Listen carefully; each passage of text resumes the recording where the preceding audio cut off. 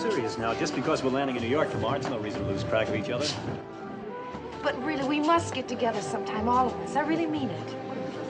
Having fun, honey? Perfect, just perfect. I wish it could go on forever.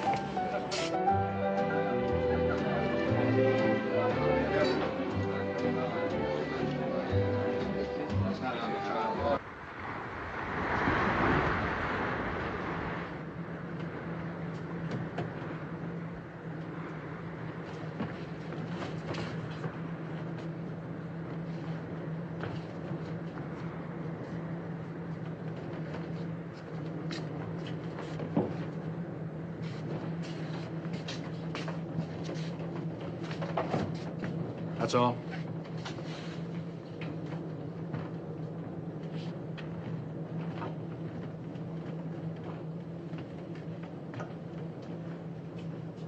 I feel he should be here, on the bridge where he commanded. That's true, sir. Captain Ashton never did feel quite at home without the taste of salt in the air. What are we making, Mr. Johnson? 22 knots, sir. We're just passing the light.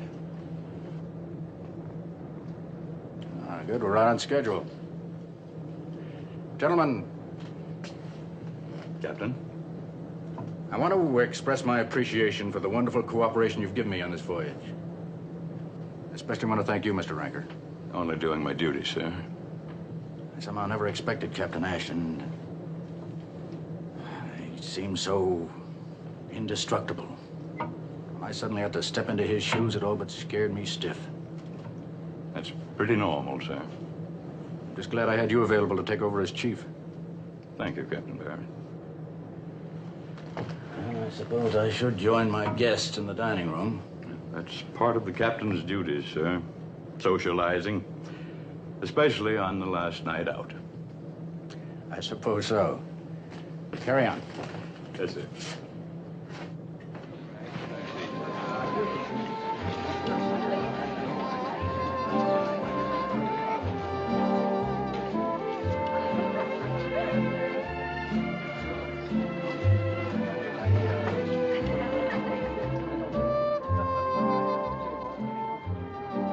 Danced beautifully, Captain Barrett. I'm a little bit rusty. My wife says I creak at the joint. Oh. Are you married? Yes, indeed. Happily? Very. What was that? I don't know. Would you excuse me, please? I'll be right back. Excuse me. Certainly. Maybe we hit a whale. Oh, goodness, 10 o'clock. I promised the children I'd look in on them. I'll see you later. Don't be too long.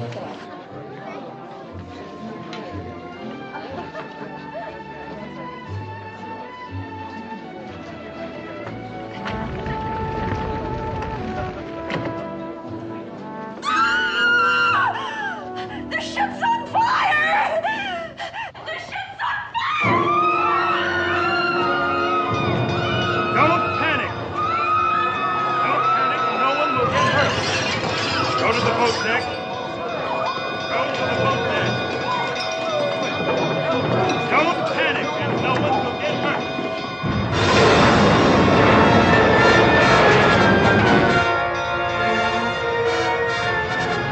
Don't panic, no one will get hurt. Go to the boat deck. Take your places in the boat behind you. Take your places in the boat behind you. Put on your life preserver. Put on your life preserver. Chief, give us all the pressure you've got. The fire's spreading fast. Captain. Captain Barrett. Captain, we need help. Will you order an SOS? Captain, what are your orders?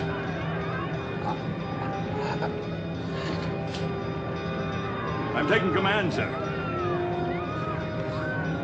Hold us steady on course. Aye, sir. Mr. Johnson. Aye, sir. Go to the radio shack. Contact all ships and stations in the vicinity. Request immediate help. Yes, sir. Mr. Clark? Aye, sir. You'll take charge of the port side boats. Tell Mr. Alberts to take the starboard boats. Aye, sir. Mr. Rankin, Yes, Captain.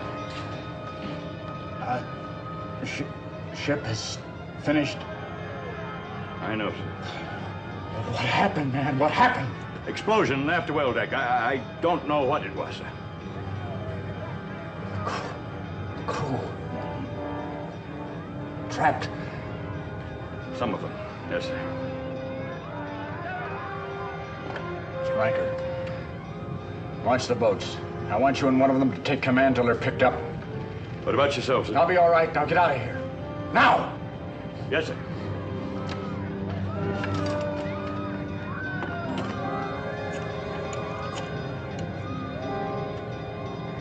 Engine room. In 15 minutes, open everything wide. Then get out of there. Abandon ship. Keep her on course. Aye, sir. Let me get through it,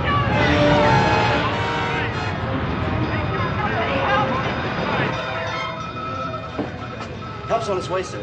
3 Coast Guard boats coming up with Steelhead Light. Now, they should be here in half an hour. The SS Valhalla and the SS Navarne are on their way too, sir. Send this to all ships and stations. My boats are being launched and changing course. Heading for the coast, I mean to Beecher. Barrett, master. Aye, sir. When you send that, get out of here. Abandon ship. Aye, aye, sir.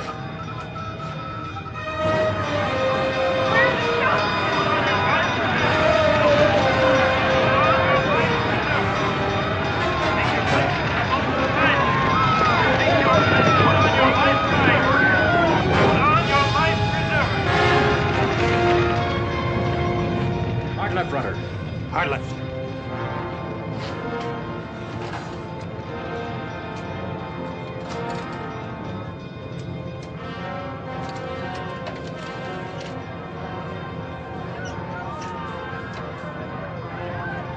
We're losing way, sir. Still have enough power to make the beach. I'll take the wheel. Get over the side. Hard left, sir.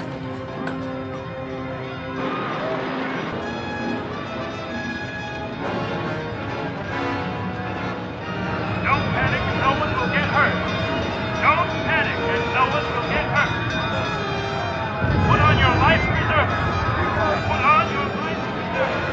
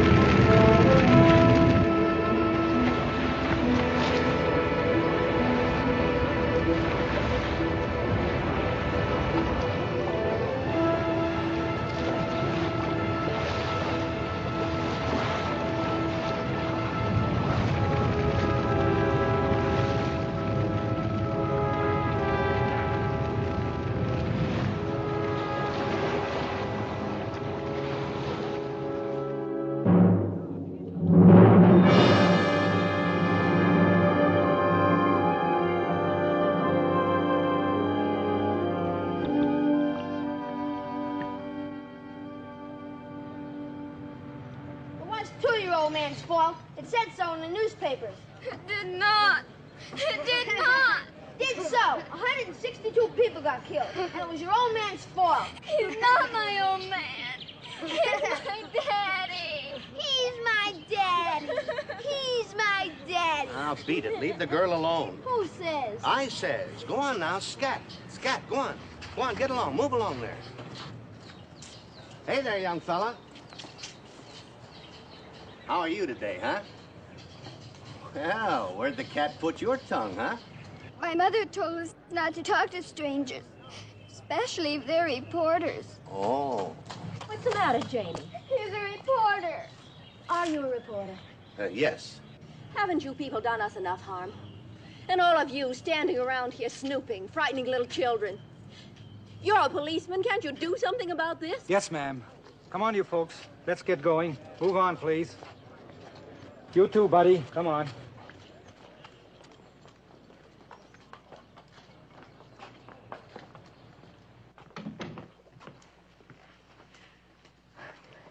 Another reporter out there? Yes. You kids go in the playroom. Mommy, She'll be all right. Go ahead. if I had a machine gun, I'd make those reporters sorry. None of that. Jimmy. You don't have to worry. I really wouldn't kill them. Come on, Jim. I'm sorry, darling. I'm all right now. Sure you are. That reporter and those people out there. It was the last straw, especially after what they've been saying in the papers. I know. Survivors are hysterical, but the newspapers print whatever they say is gospel. They don't know any more about it than I do. You'll have to take the kids someplace. But the Coast Guard hearing is today. I know. That's why I want you to go. The newspapers will be full of it. It'll be worse than ever. Do you really think I could leave you? Look, you... All right. Thanks, hon. Darling, what could happen to you at the hearing? Oh, if there's even a hint that it's my fault, I'm as good as blacklisted. I couldn't get another berth as a deckhand on a Staten Island ferry. What will you tell them? Nothing. Except what I've told you over and over. Some of the sailors didn't look right to me. They might have been careless. I don't know. I just don't know. Darling.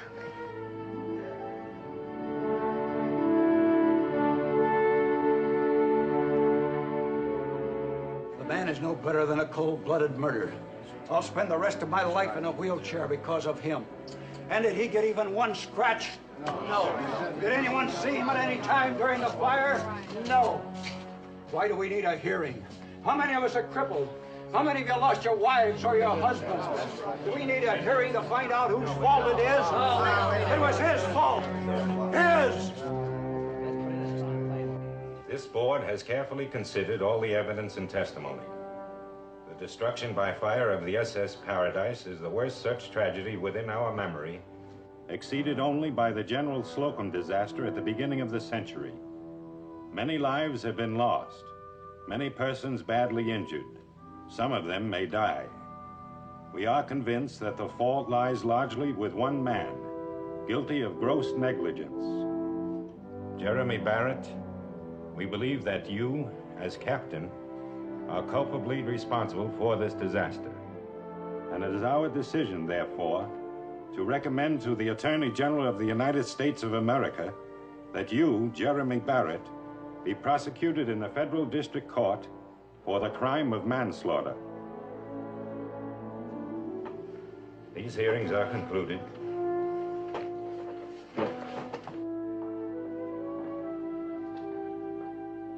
I have no desire to prevent him from testifying. But if McCullough takes the stand, I owe it to my client to subpoena his records. And I doubt if his bookkeeping would stand close scrutiny. Right. Why don't you drop by tomorrow? We can discuss it then. Right. I doubt if McCullough'll show within 20 miles of the court. You're a magician with those tough cases. But you know something? We haven't had lunch yet. Hey, what about a Carson special, huh? Pâté de foie? Delicious on a day like this. I wish you'd settle for salami around here instead of that fancy stuff. Tony, you're a great private investigator, but you got no flair for food. You know, I had a hunch you'd call by now. Who's that? Let's see, Captain. They really got him up against the wall. Barrett? Mm-hmm. Brother, does he need you? From what I've read, he's lucky he wasn't lynched. One thing's for sure, you're the only lawyer in this town who could give him any kind of a chance. You think so? 140 straight acquittals. You sound like some of my best enemies. Dave Carson is so successful, he owns his own ambulance. Ah, what am I thinking about anyway? Where would he get the kind of money for your fee? From the Phillips line. Well, why should they help him? He's already cost them enough losing that big ship. An employer is responsible for the acts of his employee, right? Right. If Barrett is found guilty, it'll cost the Phillips line millions of dollars in damage suits. If he's acquitted, then the fire becomes an act of God. And they won't have to pay anybody, is that it? Oh, they'll still have to pay him something. But if the fire is an act of God, then the limit of liability law comes into effect. Limits the amount of damages any one person can collect. Save the Phillips line millions of dollars. Maybe even save him from bankruptcy. You've been thinking about this case too, haven't you? I'll bet you're expecting a call. Not from Barrett. No?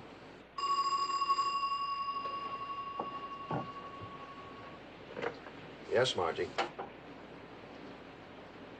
You say there's a Mr. McClay of the Phillips line here to see Mr. Carson? Send him in. Send him in, Margie.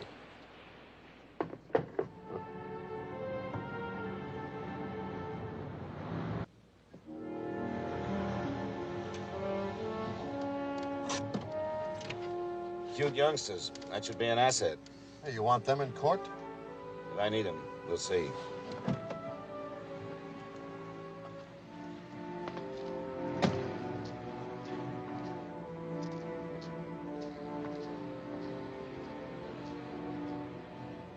Let me see. Your name is Barrett. That's right. Janie Barrett, huh? And you're Jimmy, aren't you? How did you know? He knows everything, honey. Are you a reporter? Me? Oh, I should say not. He's a lawyer, and he's going to help your daddy. Is he home? Yeah, come on in. All right.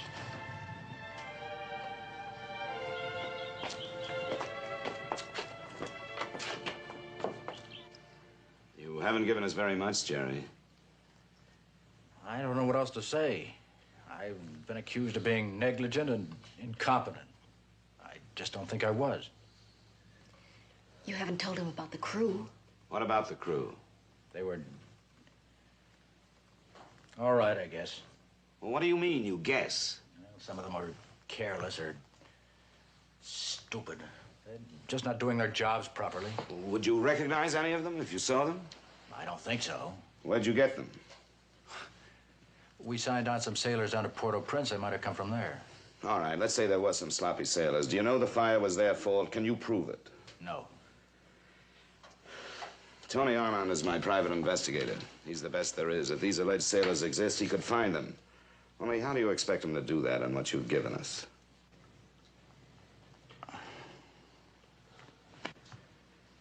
Well, that'll be all for now.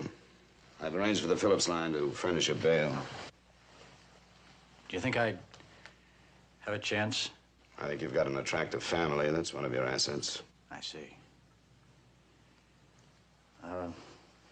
Do I have any other assets? Sure you do, Barrett. You're a lawyer. I'll phone you later in the day. Goodbye, Mrs. Barrett. Goodbye, Mr. Carson.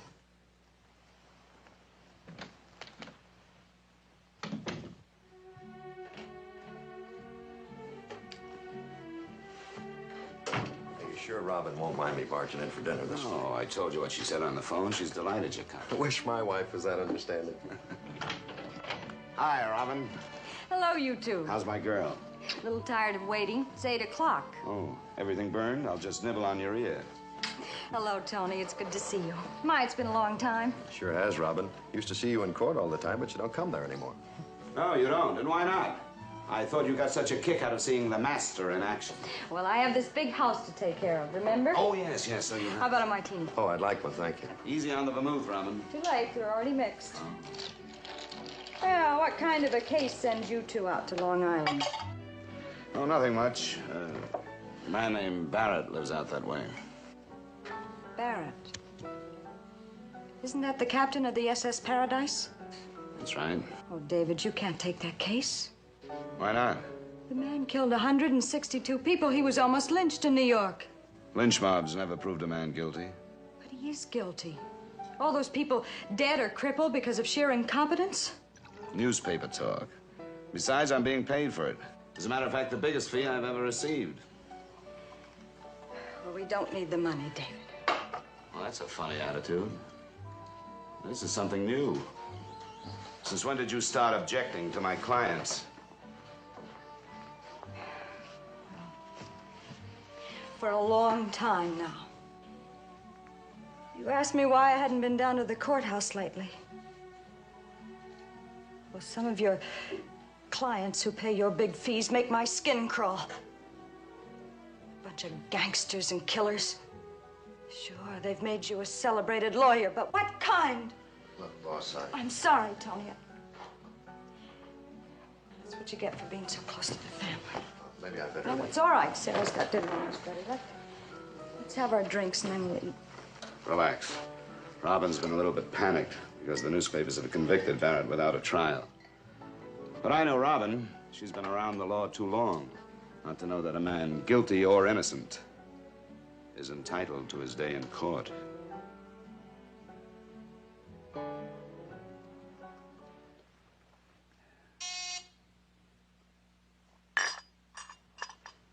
Yeah, Margie? Mr. Carson, Captain Barrett is here. Have him wait, please, Margie. Yes, sir. Go to trial in an hour. For the first time in my life, I don't feel prepared. We have no case. That's what's missing. Yeah. Barrett's been no help at all. He's a nice guy, but I guess even nice guys can be guilty. You think so, too, huh? This case is a rough one, Dave. I've been your investigator for 10 years, and this is the first time I can't find out a thing. It's not your fault. I know everything about everybody in the jury panel. Period. That's our case. Send him in, Margie.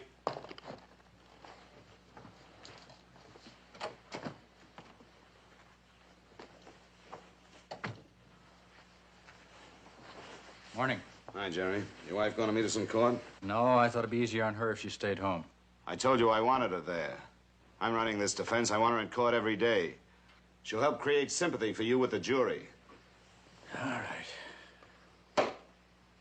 Relax, Jerry. You're not in jail yet. Am I likely to be? Frankly, I don't know. You think I'm guilty, don't you?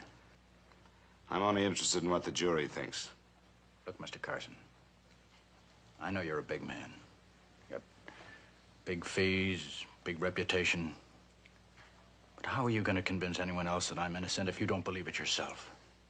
I am innocent. I swear to God. Maybe you are. Dave, it's about 9:30. Maybe we better get started. No more postponements? No, I've delayed the trial all I can. Wendell is boiling. Even the judge is angry. But don't worry, Jerry. That won't hurt your chances. No? An angry man can make mistakes. Let's go.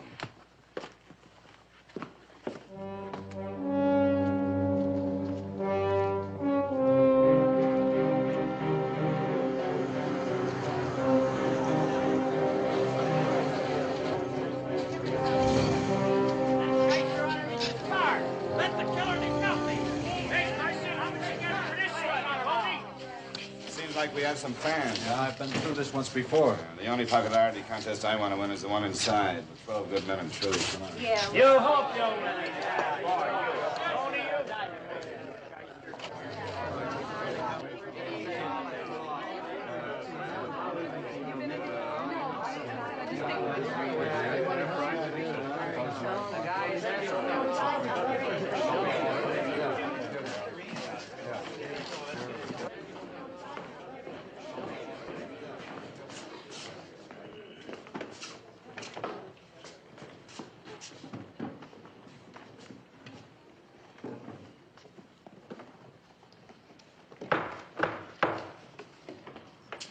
Everybody rise.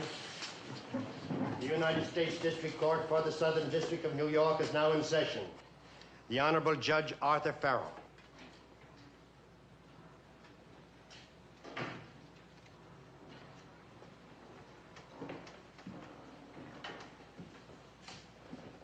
Be seated, please. The United States versus Jeremy Barrett. Are both sides ready? The government is ready, Your Honor. The defense is ready, Your Honor. Will counsel come forward to the bench, please? Like at the fights, the referee giving instructions to the fighters. I shall allow each side 20 peremptory challenges. And of course, there will be no limit on challenges for cause. I've been studying these questions you gentlemen wish me to ask the talisman. One of yours, Mr. Wendell, and two of yours, Mr. Carson, are improper, and I shall not ask them. Thank you, Your Honor. I have requested extra guards placed on duty for this trial. There will be no demonstrations against the defendant. If anything like that occurs, I will clear the courtroom and, if necessary, declare a mistrial. Now, gentlemen, I want an orderly trial. You will direct your remarks to the court rather than to each other. I want no bickering between counsel. I trust that will not hamper you too much, Mr. Carson. No, Your Honor. That's all, thank you. We will select 14 jurors, 2 of them being alternates. As the clerk reads your names, please take seats in the jury box. All right, Mr. Clerk.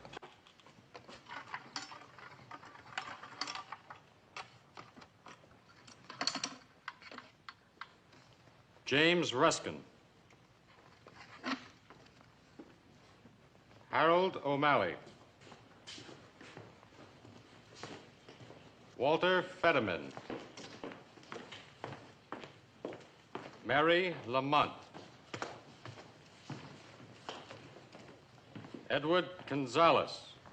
You and each of you do solemnly swear you will true answers give to the following questions about to be put to you, inquiring into your several qualifications as jurors. That these answers will be the truth, the whole truth, and nothing but the truth, so help you God. I do. Be seated, please. If any of you wish to make individual answers to my questions, please raise your hand. Will the members of the panel not yet sworn in please pay close attention to the questions also? Do any of you know any reason why you cannot or should not serve on this jury? Are any of you related by blood or marriage, or connected in business, professional, or friendship manner with the defendant, his counsel, the United States Attorney, or anyone else in any way connected with this case? Your name, please? Mary Lamont. Mrs. Mary Lamont? Do you know someone connected with this case? Well, my husband is employed by the Phillips line. That is the company that owned the SS Paradise? Yes. Is he acquainted with the defendant, Jeremy Barrett? Yes. They were officers on the sister ship, the SS Eden. Do you think this would prejudice you in the defendant's behalf to such an extent that you could not be a fair and impartial juror in this case? Oh, no, Your Honor. Paul, I want her as a juror. Can we make a deal? The government challenges this talisman for cause. Challenge granted. You're excused, Mrs. Lamont. Margaret Dunning.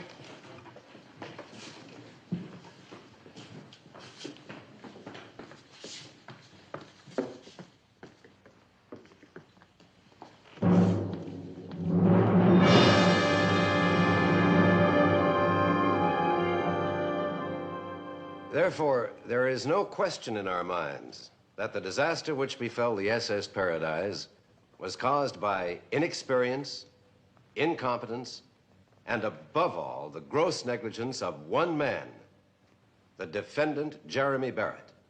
Think of it, ladies and gentlemen. All those people dead, all those people crippled, because this man did his job badly. Your Honor, I object to that statement as being inflammatory and highly improper. Counsel should know better than to say anything like that in his opening address. Objection sustained. The jury will disregard the remark. I'm sorry to have been carried away like that, but let me just say this. When you've heard all the testimony, you will know that we have proved our case beyond all reasonable doubt, and you'll be able to reach only one verdict: guilty as charged. Thank you. Mr. Carson? At this time, Your Honor, the defense will waive its opening. Very well. Call your first witness, Mr. Wendell. Call Commander Andes, please. You do solemnly swear the testimony you're about to give in the case now on trial will be the truth, the whole truth, and nothing but the truth, so help you God? I do. Be seated. Give your name, rank, and address to the stenographer, please. Lieutenant Commander John Andes, Division of Marine Investigation, United States Coast Guard, New York City. Well, Mr. Wendell, what is this thing? It's an easel, Counselor. Looks pretty meaningless to me. Maybe it's symbolic of your entire case, huh? Before I'm finished, you won't think my case is so meaningless. I have asked you, gentlemen, to refrain from unnecessary remarks. Shall I place that in the form of an order? I'm sorry, Your Honor. Proceed, Mr. Wendell. Commander, what are your duties in the Department of Marine Investigation? I'm a marine engineer, sir, and I have many duties. If the witness is to testify as a technical expert, I will concede his qualifications in the interest of saving time. Thank you. Commander, did you, in the line of duty, conduct an investigation into the cause of the fire in the SS Paradise? I did. By the way, where is the SS Paradise now? Do you know? She is lying in 200 fathoms of water, 30 miles off the coast of New York. How did she get there? She was a serious menace to navigation. So she was towed out to sea by Navy tugs and sunk by demolition crews. I see. In other words, sir, what had once been a beautiful luxury liner is now a charred hulk. Just a moment. Your Honor, this is a deliberate attempt to inflame the minds of the jury. I move for a mistrial. Since the question had not been completed, I will deny your motion. Exception. You will disregard the last unfinished question of the United States Attorney. It is enough for you to know that the SS Paradise has been sunk. I now object to Your Honor's last remark and renew my motion for a mistrial. What has happened to the SS Paradise since the fire can have no possible bearing on this trial and can serve no purpose but to inflame the minds of the jury against the defendant. Motion denied. However, I agree with counsel that reference to the ship since the fire is out of order. I therefore order my last remark stricken from the record, and the jury is instructed to disregard it. I accept to the court's ruling denying my motion for a mistrial. Exception noted. Proceed, Mr. Wendell. What was the purpose of your investigation? To gather evidence for the Coast Guard hearing, to seek out structural defects, if any, so that they could be corrected in future ship construction. In reference to the Coast Guard investigation, under what authority did you proceed? Under Coast Guard Regulation 200, titled Marine Investigation Regulations and Suspension and Revocation Proceedings, as revised in 1953 and published in the Federal Register on April the 13th of that year. This is a legal procedure of the United States Coast Guard. That is correct, sir. When is this procedure operative? In every major sea disaster involving an American ship. So, the Coast Guard considered the disaster on the SS Paradise a major sea disaster. Does anyone doubt that? The witness may answer yes or no. Yes. Was a Coast Guard hearing held? Don't answer that. Your Honor, I will object to any reference to any hearing or proceeding in connection with the fire aboard the SS Paradise that may have been conducted prior to this trial. It is an indication to the jury of a judgment of guilt by persons in authority before this trial, and is highly prejudicial to my client's rights to a fair and impartial trial before a fair and impartial jury. It is my opinion that the Coast Guard hearing constitutes an integral part of the government's investigation and preparation for the present trial, and I will therefore allow full use of any part of that investigation. It is my opinion that the court's ruling is a reversible error. I'll take that chance. Did you say chance, sir? Do you want the jury to get the impression that this is a gambling game with my client's future as the stakes? I consider that an outrageous attack on my integrity. You are bordering close on contempt, sir. I will fight with every drop of energy I possess to protect the rights of my client. I, too, am concerned with your client's rights. And I am equally concerned with the rights of all the people of the United States. Your ruling... I don't want to hear another word on the subject. Sit down, Mr. Carson. Your ruling... Sit down, sir, or I'll hold you in contempt. Exception. Exception noted.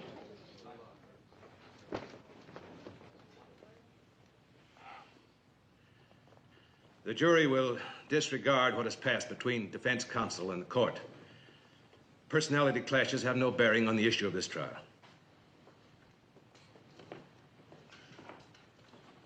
Well, score one for our side. That was good for us? When a judge gets mad at the lawyer, the jury feels sorry for the lawyer, sympathy for the underdog. So if you haven't got a good case, fight with the judge. May we proceed, Your Honor? The fire started here, in the after-deck paint locker. Would you point that out on the scale model, too, please, sir? Right here.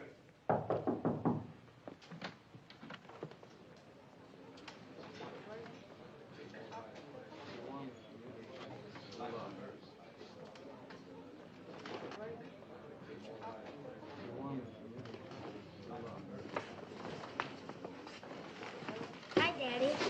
Hi, Jimmy.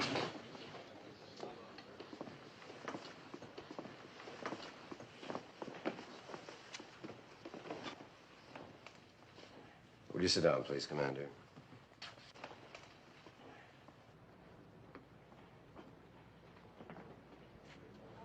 What was the condition of this paint locker at the time of your inspection? It had been shattered by an explosion. Did the explosion cause the fire? It was impossible to determine that. The damage was too extensive. I see.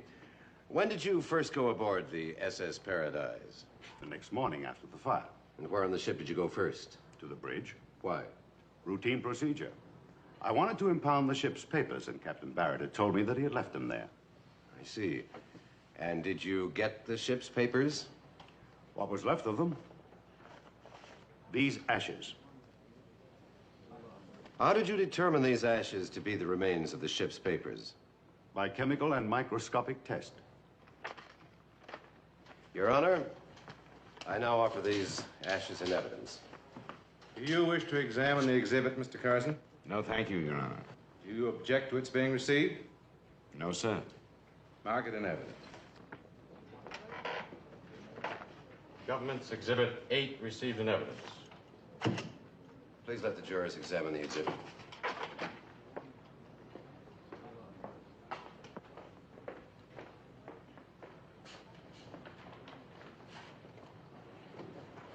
Is it general practice for a captain to leave the ship's papers behind when he abandons ship? General procedures for the master to think first of the safety of his passengers and crew, and then of the safety of his papers. They should have been left in a fireproof safe or wrapped in oil silk and taken along when the master abandoned ship. In the case of the SS Paradise, this was not done. It was not. The papers were left to be consumed by fire. Defense counsel has kindly conceded your qualifications as an expert. I now ask you this, in your capacity as an expert witness, of course. Would you say that the action of the defendant, leaving his important papers behind to be consumed by fire, was the action of an experienced ship's master? To put it mildly, I would say that Captain Barrett's behavior was that of a grossly negligent man.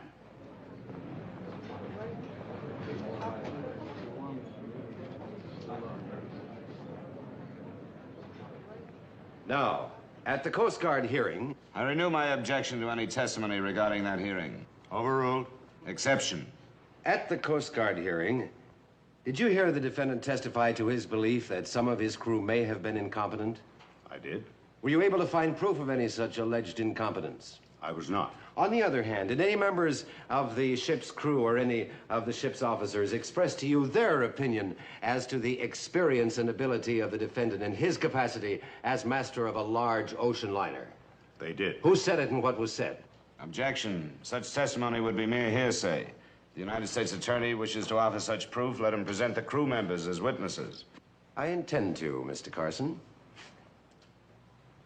I'll withdraw the question. You may examine.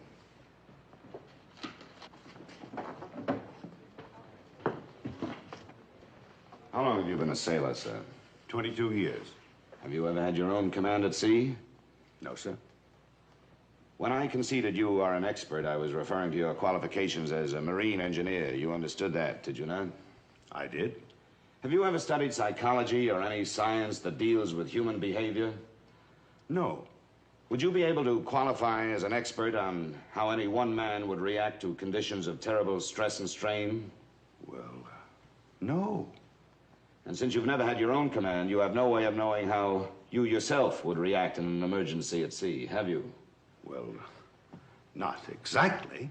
Yet you gave it as your expert opinion that Captain Barrett was grossly negligent because he failed to safeguard a bunch of papers while operating under conditions of great stress and strain, did you not? Well, What I was... Commander Andes, place yourself, if you can, in Captain Barrett's shoes on that dreadful night of horror at sea. You are watching your first command go down in a flaming nightmare. People burned and trampled to death. Others injured and crippled. Isn't it possible that you yourself, at a time like that, would not have given a single thought to a bunch of worthless papers? You get Barrett acquitted yet. Objection, Your Honor. The answer calls for a conclusion on the part of the witness. Objection sustained. If it pleases the court, may we adjourn at this time? I have a very severe headache. All right, Mr. Carson. Thank you, sir. The witness is excused. Members of the jury, we will adjourn until 10 o'clock tomorrow morning. Now, do not discuss this case among yourselves. Do not allow anyone else to discuss it with you. And do not make up your mind as to the guilt or innocence of this defendant until all of the testimony has been concluded and the case given into your hands for a verdict. Please remain seated until the jury leaves the room.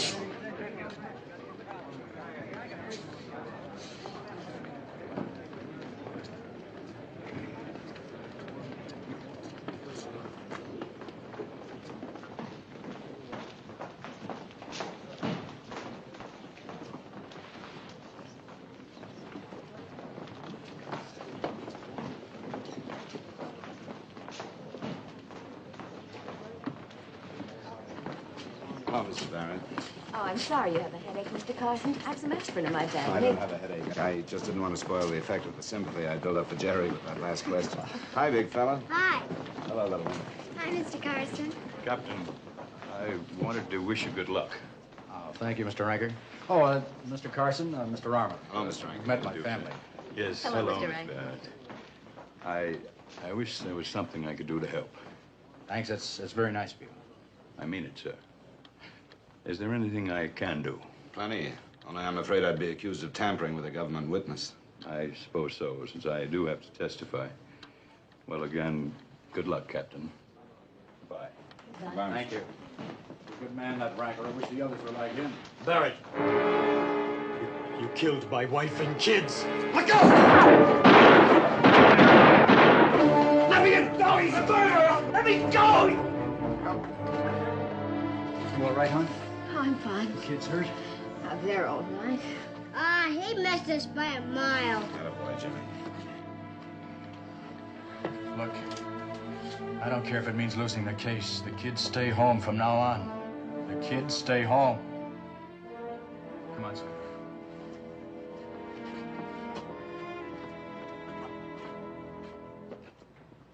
Give your name and address to the stenographer, please. H.B. McClay, 249 Broadway, New York City.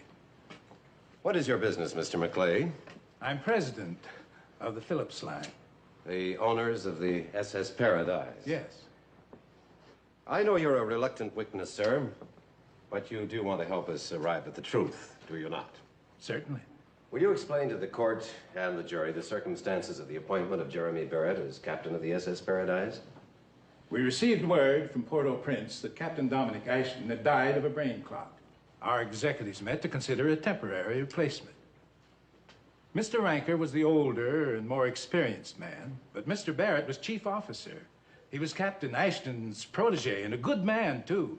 So we decided to let him bring the Paradise back to New York. You felt nothing could go wrong. Well, Paradise was a great ship. The weather outlook was good. No, we didn't think anything could go wrong. Did you at any time consider the advisability of holding the SS Paradise in port down there until you could send an experienced relief captain from New York to take over? We considered it. But you didn't do it? No. Why not? The delay would have been too costly. Do you mean to say, sir, you put cost above the safety of the hundreds of persons who were your passengers? Objection. The question was irrelevant to the issues at trial. Sustained. I have no further questions of you, Mr. McClay. Now, Mr. Johnson, as second officer of the SS Paradise, you know something about the discipline among the crew, do you not? I do. How was discipline under Captain Ashton? Strict. We had a taut ship. And how was it under Captain Barrett? He was too lenient with the crew. They had no respect for him. And how did the crew show this lack of respect? By not doing their work. We had to be after them all the time. Captain Barrett never made inspection tours, so the crew took advantage. Did you ever complain about the crew to Captain Barrett? Yes, sir. What did you say to him, and what did he say to you? I told him the paint locker, among other things, was constantly messed up and asked him to punish certain crewmen. He told me to relax. He said, I don't believe in harsh discipline, Mr. Johnson. Be lenient with the crew. They know their jobs. And were you lenient with them? I had to be. Captain's orders. I see. Where were you when the fire started? On duty on the bridge. Where was Captain Barrett? Socializing. Exactly what do you mean by that? There was a big party in the main dining room. The captain's dinner. He was there. Did Captain Barrett come to the bridge after the fire started? He did. Did you see him? Yes. Did he take command? No, sir. Mr. Ranker did. Why? Captain Barrett didn't seem in condition to take command. What was his condition? He was staggering. He seemed to be drunk. I ask that last remark be stricken from the record. It is an obvious conclusion by the witness. Sustained. Strike the remark from the record. Tony, where's David? Hello, Robin. He's coming right up. Hello, Robin. Hello, David. Will you take me to lunch? I knew my luck had to change sometime today. Sure. Come on.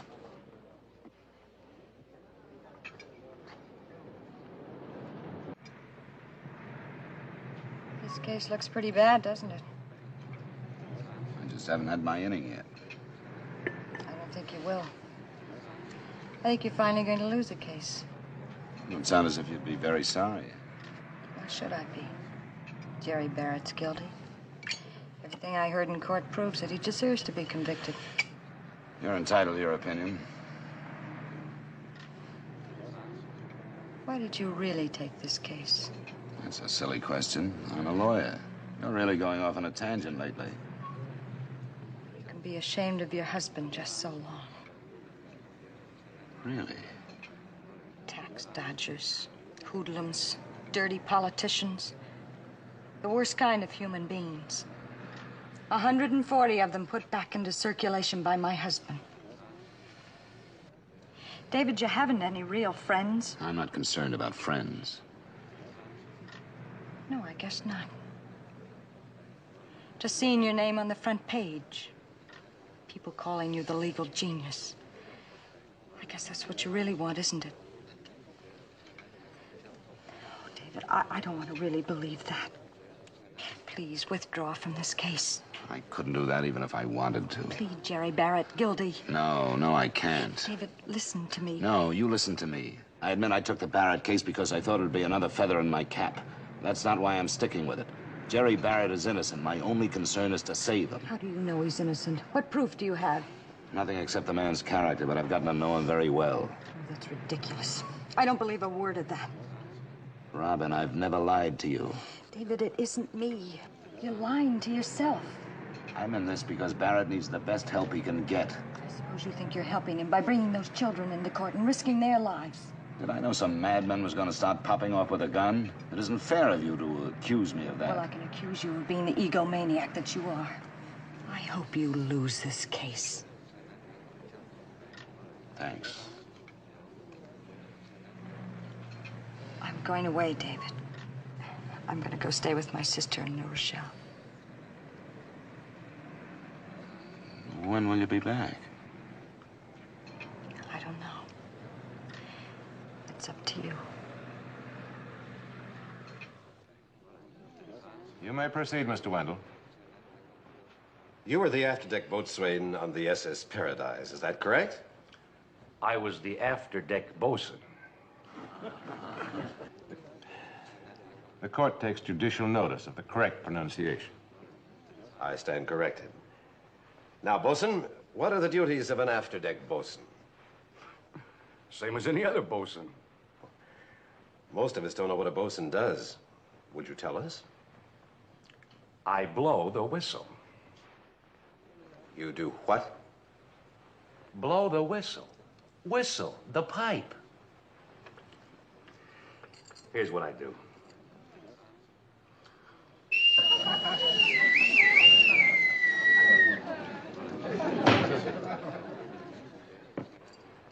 Does anything happen when you do that? Oh, you bet your... Yes. What? Oh, all kinds of things. Maybe Chip sounds the bilge, or a couple of monkeys slush down the shrouds, and things like that. I'm afraid some of us might not be acquainted with your jargon. Could you say it another way, please? I believe the witness means that on his instructions, certain crewmen perform certain duties. Is that correct? That's what I said, Your Honor. Were you responsible for discipline, too? Oh, no, not me. That was the old man's job. What old man? The captain. How was discipline under Captain Ashton? Oh, we had a tight ship. He was always on our tails. And how was it under Captain Barrett? Well, I didn't have nothing against him, you understand, but after he became captain, he never came back to inspect. That's why some of the guys goofed off. Thank you, Bosun. You may examine. Which sailors goofed off? Well, most of the new ones that signed on at Port-au-Prince. See, a lot of the crew jumped ship after we docked. About 50 or 60 ABs. The captain had to replace them so he could get port clearance. What are ABs? Able-bodied seamen. Where are these new men now? Around, I guess. Have you seen any of them since the fire? Well, I don't know. We had a crew of 200 to 300. I can't remember them all. No further questions.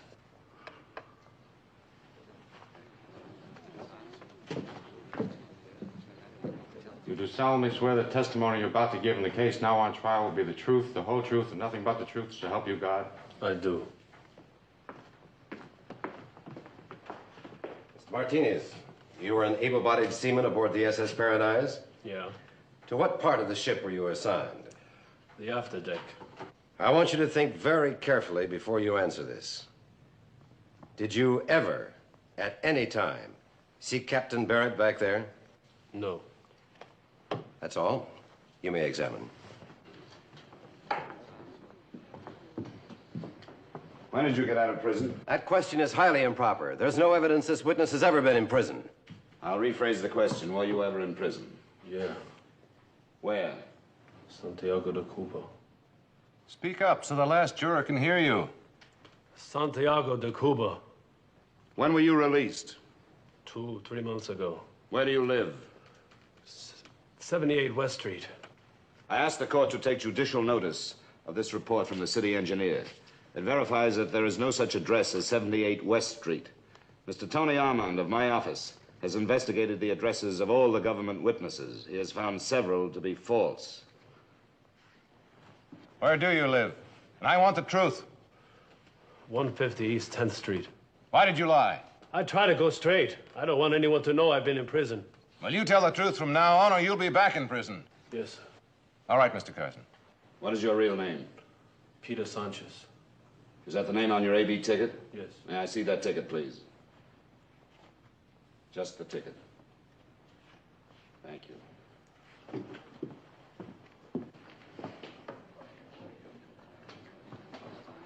No further questions. This court is recessed until 2 o'clock. And let me again remind the jury, do not discuss this case among yourselves or with anyone else.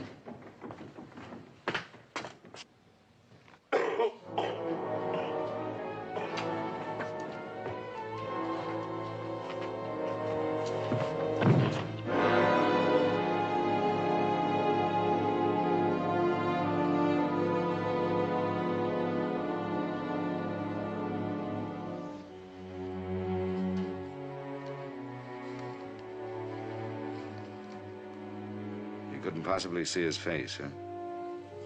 Nope. Too bad. Too bad. Still, a pattern is beginning to form. I have a hunch, Tony. Yeah, I have a hunch.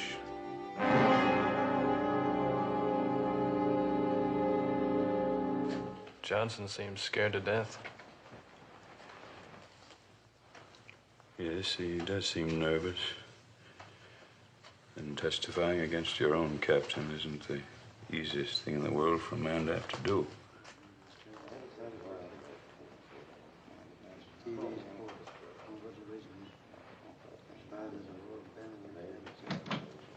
Milo Ratvich.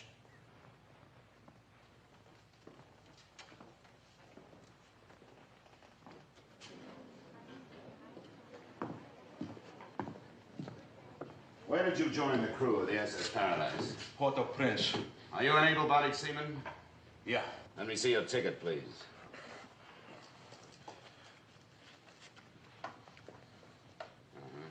Your Honor, I want to submit this in evidence. Any objections? No objection. Mark it in evidence. Defendant's Exhibit 7 received in evidence. All right, step down to the scale model, Radvich. Where were you standing when the fire broke out? Here.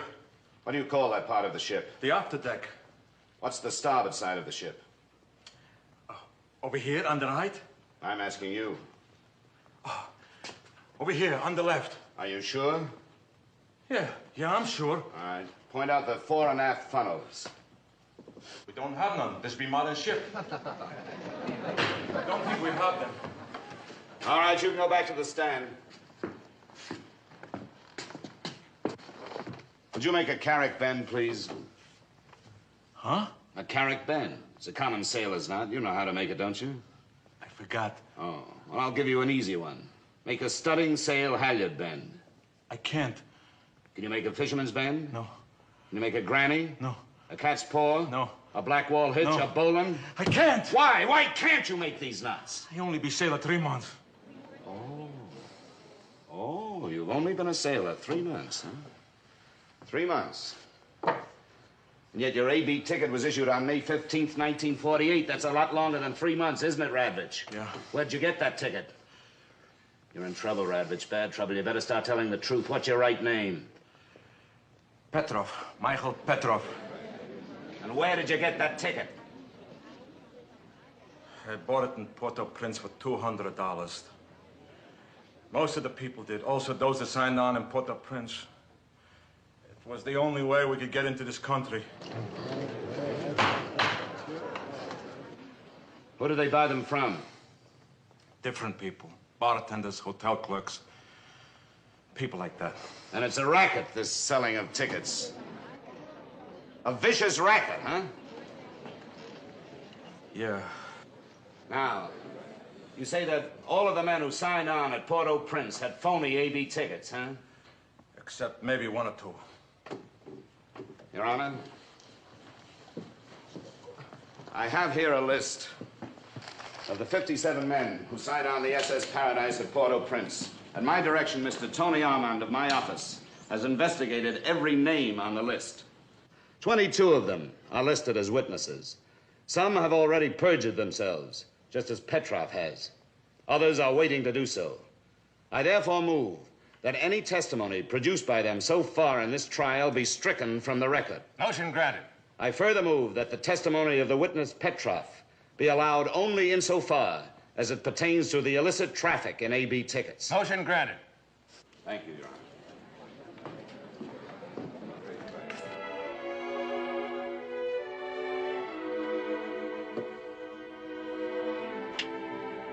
David, may I come in? You know the answer to that.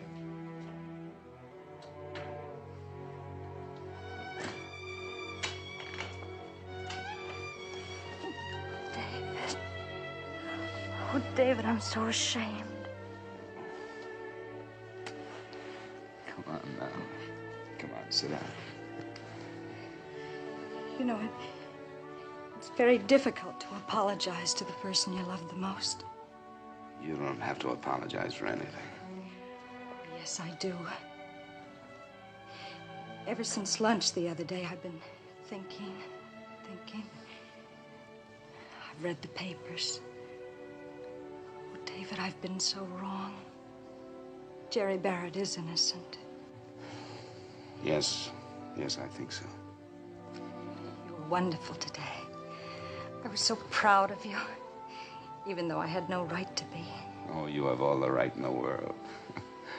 And if that's egomania, you make the most of it. Sometimes I like your egomania, but only sometimes. David, I've interrupted your work. Oh, I'm glad you did. Darling, after you've won this case, let's take a trip. As far away as we can get from a courtroom. Supposing I lose? Well, after what happened today, how could you lose? I don't know. I may have proved today just how grossly incompetent Jerry Barrett really is. What do you mean? A captain who signs on 57 phony sailors, would you call that competence? I opened a wide door for Wendell. He had sense enough to walk in. But how could Jerry Barrett know those men were phonies? Thereby, my good woman hangs our tale. How could he indeed? And why all those men on one ship? What's the answer? I don't know. I'm not sure. But I'll think about that tomorrow. Right now, I want to go home. With you.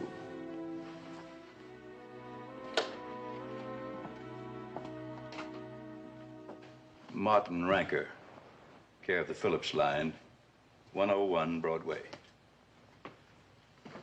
How old are you, Mr. Ranker? I'm 54. How long have you been a seafaring man? 40 years. I was a cabin boy at 14, then ordinary seaman, then able seaman, and finally a deck officer. How long have you been an officer? 30 years. The last 20 years with the Phillips line. What ships of the Phillips line have you served? The SS Nirvana, the SS Valhalla, SS Utopia, and the SS Paradise. Were you transferred from ship to ship by company orders? Yes. Who gave you those orders? The Commodore of the line, Captain Dominic Ashton. What is a Commodore? He's the senior captain of the line and always serves as master of the newest and most important ship. The SS Paradise was such a ship? Yes, she was the flagship. How long did you serve in her? 1 year, 9 months, and 4 days, from the day she was commissioned until the day she was lost. How did you happen to become an officer on the SS Paradise? Captain Ashton selected all of his officers in the deck, engineering, and steward's department. Who were the deck officers? Captain Ashton, Chief Officer Barrett. I was second, Mr. Johnson third, and Mr. Clark, Junior third. Would you say the defendant was rather young to be chief officer? Well, yes and no. I know captains of smaller ships who are younger, but I suppose he was a bit young for the SS Paradise. I would like to say, sir, that Captain Barrett was a protege of Captain Ashton's, which means that he was a very capable officer. Was Captain Ashton a strict disciplinarian? Well, yes, he was. Would you say he was specially harsh? He was a stern man. Did you and the defendant ever discuss Captain Ashton's discipline? Frequently. What did Barrett have to say about it? I've heard him tell the old man to his face that he was too harsh with his crew. Anything else? That if he ever had a command of his own, he'd be more lenient. What did Captain Ashton say? He said if Captain Barrett didn't change his attitude, he'd never make a fine master.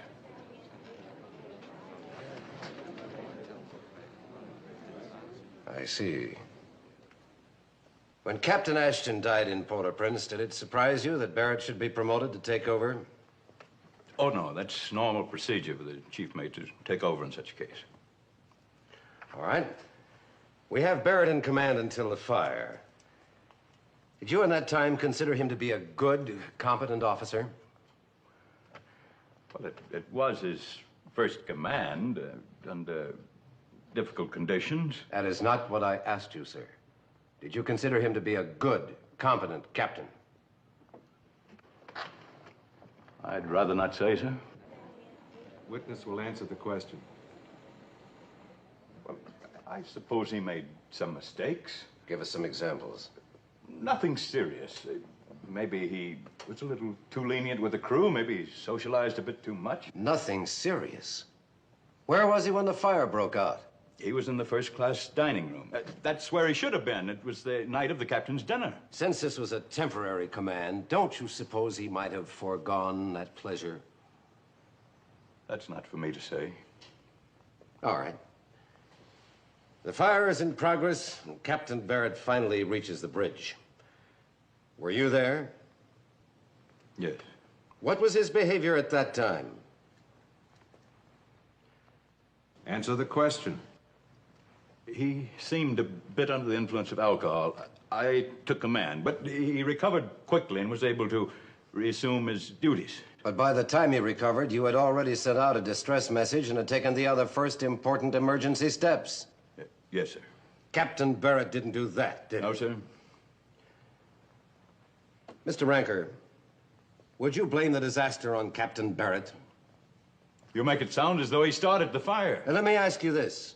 If Captain Barrett had been in better control of the crew and had done less socializing, could the fire have been averted? It's possible. And is it possible that if Captain Barrett had been in full control of his faculties when he reached the bridge, the casualties might have been reduced? That's possible, too. Mr. Ranker, you know a Coast Guard Board of Inquiry has already ruled Captain Barrett criminally responsible for the disaster. Yes. You also know they do not blame any fraudulent seamen. Yes. Mr. Ranker, I want you to disregard any feeling of personal friendship you have for the defendant. I want a truthful, frank answer. Do you consider Captain Barrett innocent in this case, yes or no? No. Do you consider him criminally responsible for the deaths of 162, the injuries to 350 others, and the loss of the SS Paradise? Yes or no?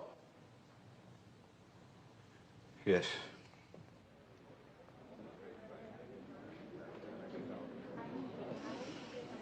Your witness. Mr. Ranker, when did Captain Ashton die? Just as we docked at Port-au-Prince. How long did you stay in the port? 36 hours. And during that time, Jeremy Barrett was made captain of the Paradise? Yes. Were there any other promotions? Yes, right down the line. I became chief, Mr. Johnson second, and Mr. Clark third. Who promoted you and Johnson and Clark? Captain Barrett. Oh. Now, there's been some testimony regarding the recruiting of replacements in Port-au-Prince. Can you tell us something about that? Well, it's customary to have desertions in warm weather ports. Though 60 desertions is very high. And I must admit, I still feel that those desertions can be blamed on the very strict discipline of Captain Ashton. I know that that was Captain Barrett's feeling, too. I see. How did you get the replacements? Captain Barrett sent me ashore to recruit them. I got 57 men. Where did you find them?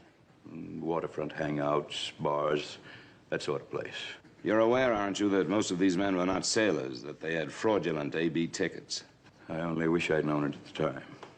Had you never heard of this traffic before? No. Tell me, how did you go about recruiting the replacements? Well, when you're recruiting a crew in a foreign port, you only look for two things. Is the man alive and does he have an AB ticket? Did you examine their AB tickets? Only to make sure that the men had them. The actual checking, if any, would be done by the captain when he signed the men on. Would Captain Barrett have had any way of knowing that these tickets were fraudulent? Oh, no. No, I don't see how he could. I see. You say you spent 1 year, 9 months, and 4 days aboard the SS Paradise. That's right. Do you have any idea how long the defendant served in it? The same time. We took her out on her maiden voyage and stayed with her.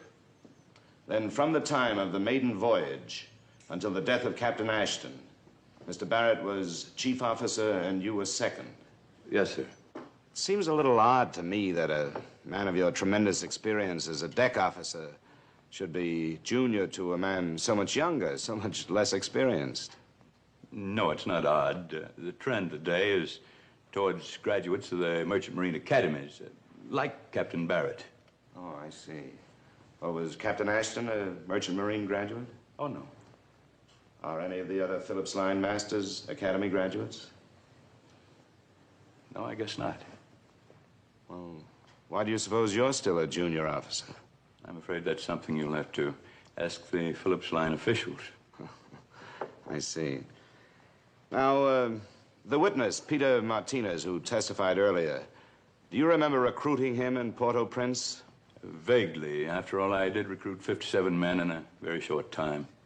Did you know then that he had a prison record? No. Your Honor, I now offer in evidence this document from the Cuban consulate in New York City. It is the prison record of Peter Sanchez, alias Peter Martinez. I would like to point out now that Sanchez was one of the few authentic ABs signed on in Port-au-Prince. Now, this I'll have to object to this, Your Honor. I see no connection between the prison record of Sanchez and the issues of this trial. Mr. Carson, have you any reply? Mr. Carson. Oh, I beg Your Honor's pardon, sir. I'm offering this document subject to later consideration. Then I'll allow it for the time being.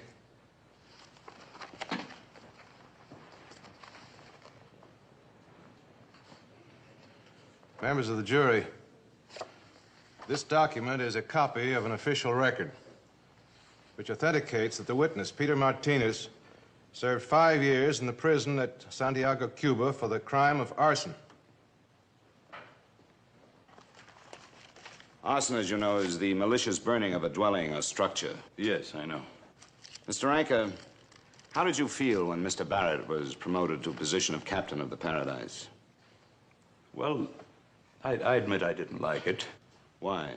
I felt that I was better qualified to serve as master because of my greater experience. Let's go back a bit. Did you also feel envious when Mr. Barrett was made chief officer and you were made only second? Yes. Yes, I was envious. I'm only human. For many years now, you've seen younger men raised to positions of high rank while you've been passed over, isn't that right? Yes, that's true. Did these promotions also cause you pangs of envy? As I said, I'm only human. Did you ever wonder why you were passed over? Yes. Did you ever discuss this matter with the Phillips Line officials? No. Why not? I'm a seaman, sir. I take orders without question. I do what I'm told to do. Mr. Ranker, you know, of course, that evaluation reports are made of every officer in the Phillips Line. Yes. And that these reports serve as the basis of promotion. That's generally the rule. The captain of the SS Nevada notes in filling out such a report on you that you are an able and experienced deck officer. But he says, and I quote, "I have become aware that Mr. Ranker is deeply resentful of Academy graduates, which I feel would limit his effectiveness in a position of higher command." Is the captain wrong? I object to this line of questioning. Mr. Ranker's failure to be promoted has no bearing on this case. I beg to differ. The witness has expressed the opinion that the defendant is guilty. The court is entitled to know whether that opinion is unprejudiced. The questions are in order. Proceed. Was the captain wrong? Look, I had a squabble with this young deck officer once. He got so and told the captain I had it in for him because he was an academy man. It wasn't the case at all. Something else entirely. What? I don't think that matters. All right. Perhaps you can explain this report also. It was made by the captain of the SS Valhalla. It notes that you drank heavily. I drank some. Every sailor does. I never drank on duty, never. I renew my objection and ask that the question be stricken from the record. This is a question of fact which is proper for the jury to determine.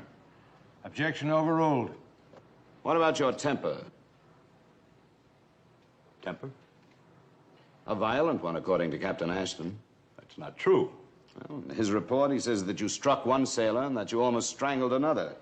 This is a matter of record, and if necessary, we can present witnesses. They deserved it. It's the only way to handle them. Aboard a ship, you need discipline. Captain Ashton knew that. Your Honor, I would like to present this in evidence. Mr. Anker, the witness, Peter Martinez, is dead, murdered by an officer of the SS Paradise. New York City police officers are now in this courtroom, waiting to arrest that murderer. The murderer was a very foolish man. He forgot he was wearing a uniform. He forgot that people could see him. You followed Martinez the day before yesterday when this court adjourned. I did not. You took a taxi cab. The number was 095436. You followed Martinez to his room and you stabbed him to death, and then you fled from the building. What are you trying to do? The taxi driver can identify you when you entered that building. Mr. Tony Armand of my office saw you leaving the building. What you did was no more of a secret than a home run in the Yankee Stadium. I'm not the one being tried here. It's Barrett. He's the one responsible for the fire. He's the one who should be punished. You want one more man to suffer for your crime, is that it? 162 deaths are not enough? Don't lie anymore, Ranker.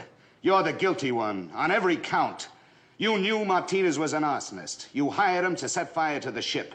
When you realized that we were onto him because of his past record, you realized that you had to shut him up before he could involve you.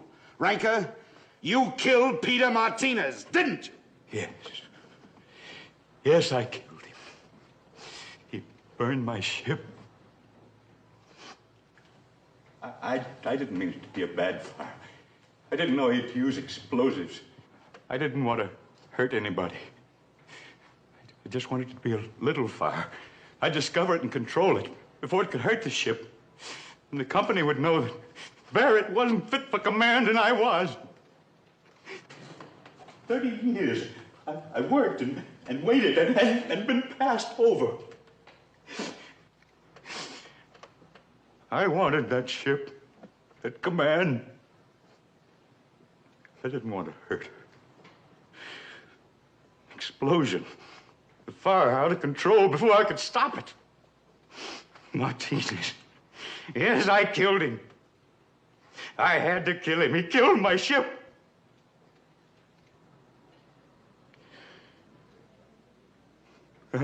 I did. What difference did one more make?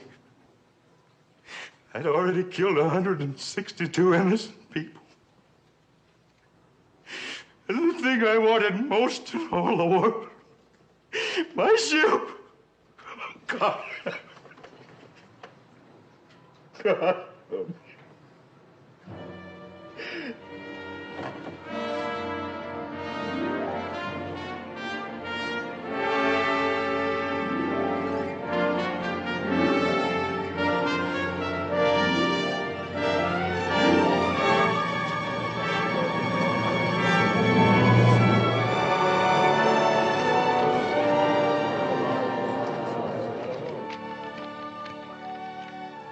That's a fine note. I just decide no more being a publicity hound and you start saving my clippings. Well, this is one case I want our children to read about. There you are. Oh. Well, thank you, ma'am. What happens to Jerry Barrett now, David? Well, Jerry goes out again next week as chief officer for the Phillips line. He'll get another command. He's a good man. Company?